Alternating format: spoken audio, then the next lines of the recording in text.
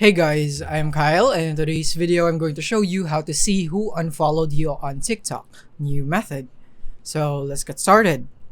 So here we are in TikTok, and what we're gonna do from here is that we're gonna tap on our profile on the bottom right of our screen. So tap on it, and then once you're here, I'm gonna tell you the first method, which is the most common one and the easiest one, which is simply by tapping here on your followers count right here. So in my case, I'll tap on that and I would see all my followers right here. And yeah, basically you would be able to see who unfollowed you here if you can see their name right here.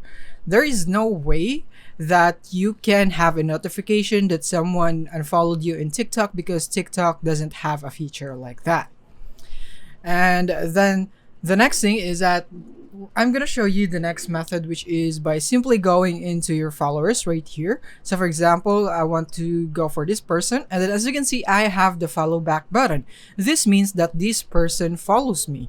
And the difference of that is if someone is not following you, when you go into their profile right here, for example, I want to go for this person, and let me unfollow this first right here. As you can see, I only have the follow button right here, which means this person is not following me.